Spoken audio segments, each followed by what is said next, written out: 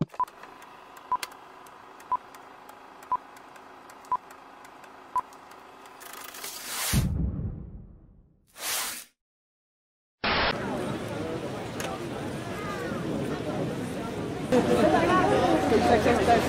moi je suis pas...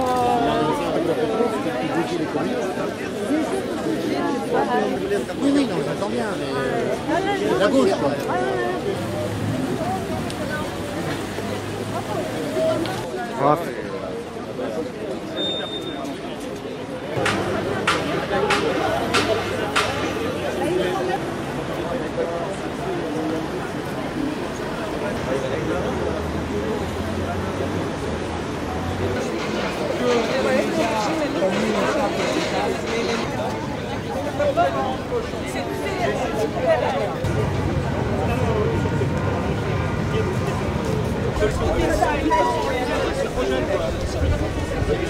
Alors donc on est là parce que la presse elle fait un blackout complet sur la guerre du Donbass, qui est une guerre terrifiante, terrible, et d'autant plus violente que les États-Unis qui pilotent cette affaire complètement, puisque à la tête de l'Ukraine il n'y a que leur marionnette, cherchent à impliquer la Russie dans cette guerre, de manière à ce que la Russie coupe toute relation avec l'Union européenne. Or cette guerre, elle est in fine dirigée contre l'Europe. Et donc pour amener les Russes à intervenir, ils commettent les crimes les plus horribles qui soient, tels que bombarder des orphelinats, des écoles, des hôpitaux. Ils cherchent, tiens, qu'est-ce que je vais faire d'horrible aujourd'hui?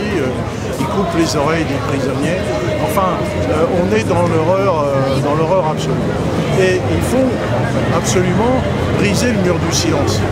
Le mur du silence des médias qui sont, comme d'habitude, complices de ce genre d'action, comme ils l'ont fait en Libye, ils l'ont fait en Syrie, maintenant ils font la même chose. Ils lancent des loups furieux dans la bataille, comme en Syrie avec les Takfiris. Là, ils lancent les néo-nazis dans l'action, et c'est ces gens-là qui n'ont strictement aucune retenue. Ils n'ont aucune valeur militaire, on voit, mais on leur a donné des armes puissantes, des canons qui tirent à 20 km, et avec ça, ils bombardent surtout des populations civiles, et ils ont fait beaucoup de dégâts. Alors pour s'informer sur ce conflit, il y a évidemment, il faut utiliser les moyens modernes.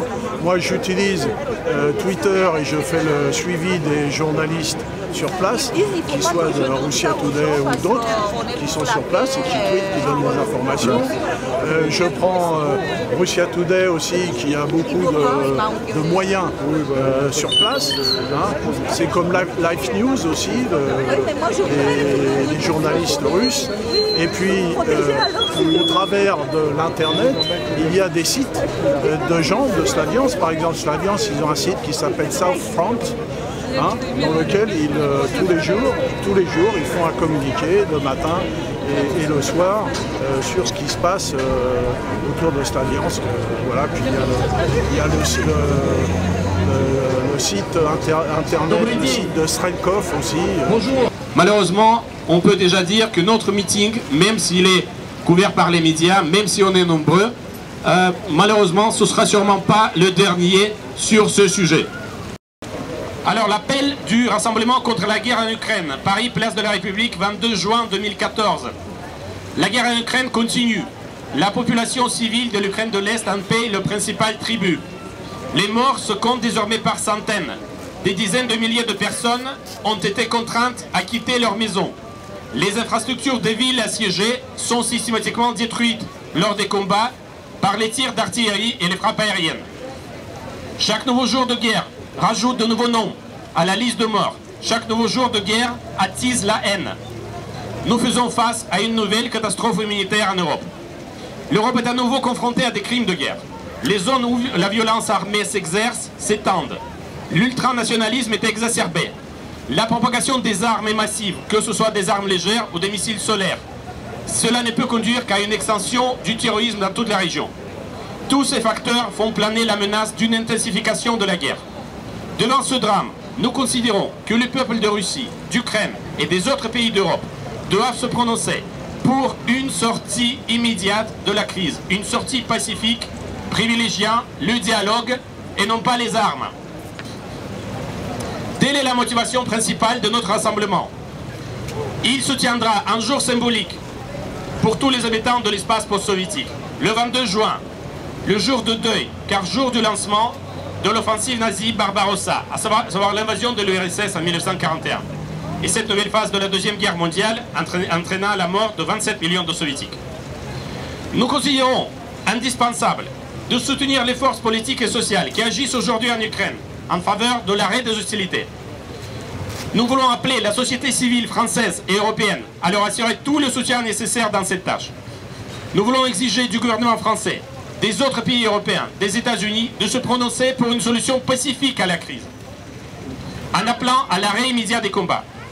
Nous voulons appeler les médias européens, russes, ukrainiens à une couverture plus objective et suivie de la crise ukrainienne. Nous voudrions initier des enquêtes internationales permettant d'établir les responsabilités dans les crimes de guerre commis en ce moment même, ainsi que dans ceux ayant conduit au déclenchement de la guerre, que ce soit sur le Maïdan, à Odessa ou dans les régions de l'Est de l'Ukraine. Aux belligérants, nous demandons de conclure un cessez-le-feu immédiatement. Il est nécessaire d'arrêter les combats.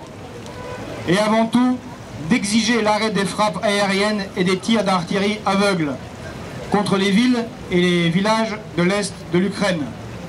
À cette fin, nous demandons à l'ensemble des États européens, aux États-Unis et à la Russie, d'exiger une zone d'exclusion aérienne au-dessus des villes ukrainiennes. Enfin, les combattants de tous bords doivent s'éloigner des zones de peuplement de civils. Nous demandons également la création de couloirs humanitaires permanents permettant l'évacuation des civils et l'acheminement de l'aide humanitaire et médicale dans les zones de combat. Nous demandons également la présence d'observateurs internationaux qui feront respecter les conditions d'un cessez-le-feu, ainsi que la présence des ONG pour procurer l'aide aux populations civiles. Nous demandons que soient commencés les pourparlers sur la sortie politique de la crise avec l'aide des médiateurs reconnus par toutes les parties du conflit. Et enfin, nous espérons que l'hystérie nationaliste et la propagande baisseront dans les médias.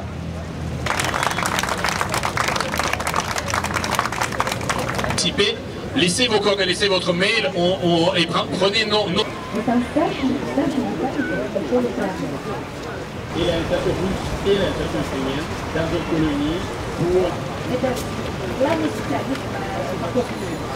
C'est pour ça qu'aujourd'hui, on a demandé de venir... Comme vu que nos médias gardent le silence, donc voilà, je suis là pour m'exprimer, pour protester contre le silence et contre le massacre qui se passe maintenant. Contre les civils, contre les gens que je connais qui habitent au sud-est, donc je ne peux pas quitter ça. Je ne peux pas rester à la maison, même s'il fait beau, je ne peux pas. Partir en vacances et profiter de ce jour. Je suis là, je suis avec le sud-est, avec Donbass. Que subissent vos proches justement en Ukraine en ce moment? Ce sont mes amis. Moi, personnellement, je viens de la Sibérie, de la Russie. Mais comme ce sont des gens pro-russes qui sont massacrés, en Odessa, c'est en particulier ce qui s'est passé le 2 mai, qui m'a bouleversée. J'étais toujours très loin de la politique. C'est le politique, mes amis ne me reconnaissent pas. Le politique et moi, c'était vraiment des choses opposées. Mais ce qui s'est passé, c'est pas de la politique le 2 mai, c'était les Russes qui ont été tués. Moi, je suis russe. C'était les enfants qui étaient brûlés et c'était beaucoup plus qu'une centaine qui étaient brûlés vifs dans ce bâtiment. Donc, voilà, je ne peux pas garder ça pour moi. Est-ce que vous pouvez nous rappeler si c'était passé le 2 mai justement Le 2 mai, il y avait une manifestation comme ici, sauf que les gens étaient beaucoup plus nombreux et les gens qui étaient pour le Maïdan, contre les gens pro-russes, ils ont fait un piège parce qu'il y avait des nazis qui ont participé, ils ont fait un piège maison des syndicats, il y avait 70 personnes qui se sont cachées là-bas. Et les autres, il y avait milliers de personnes qui ont forcé des gens qui étaient des manifestants à entrer dans ce bâtiment. Et là, ils ont utilisé du phosphore blanc pour les brûler. Et après, les autres, ils faisaient des cocktails Molotov, ils les ont jetés par les fenêtres. Et les gens qui essayaient de sauter par les fenêtres, de se sauver, bah, ils ont tué. Il y a plein de vidéos sur YouTube, vous pouvez voir comment on tire sur ces gens qui sautent par les fenêtres. Et il y a ici des gens des gens des relatifs, des amis, des gens de la famille qui ont participé, qui étaient là. Il y a une fille dont la sœur, ils ont tiré sur sa main.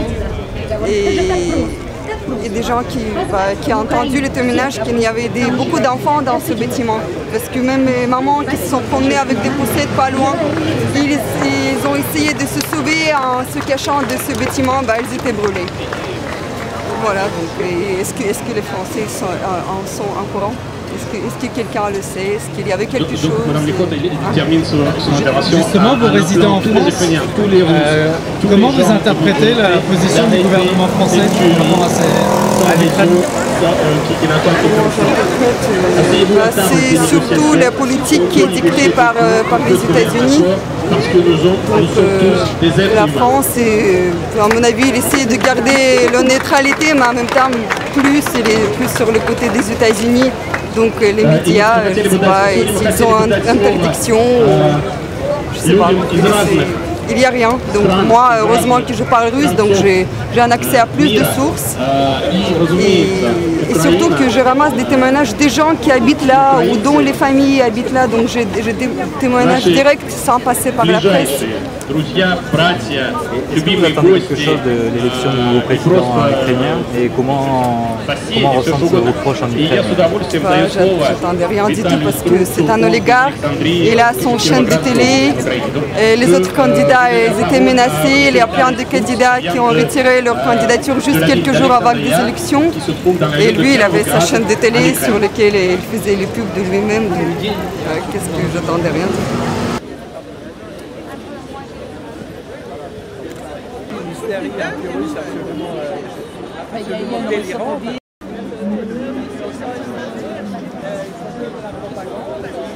Alors, moi je suis née à Donetsk, mais j'ai vécu toute ma vie à Kramatorsk, cette deuxième ville qui est bombardée après Slaviansk. L'appartement est complètement abandonné et bombardé. La belle-sœur de mon demi-frère a perdu le bras pendant le dernier bombardement. Sa voisine elle était tuée.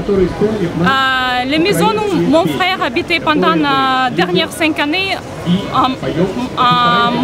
ruinées à moitié.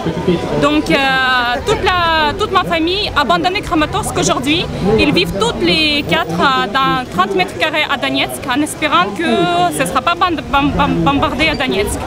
Malheureusement, vu comment les situations se présentent, les choses n'évoluent pas dans le sens de paix, malgré les propos du président Poroshenko.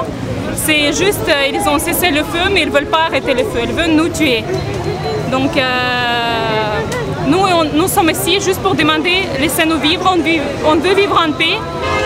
Arrêtez de tuer nos enfants, arrêtez de tuer nos frères, nos sœurs, mamie et papy. Ma grand-mère, elle a 90 ans, si demain il faut l'évacuer de Donetsk, c'est pas possible. Et qu'est-ce que vous pensez de la position du gouvernement français et des médias français sur ce qui se passe là-bas? Pour moi, les positions du gouvernement français et des médias, c'est juste silence total, où ils expriment les points de vue ukrainiens. Les Ukrainiens au gouvernement, ça passe sous silence tous les bombardements, toutes les choses qui se passent chez nous.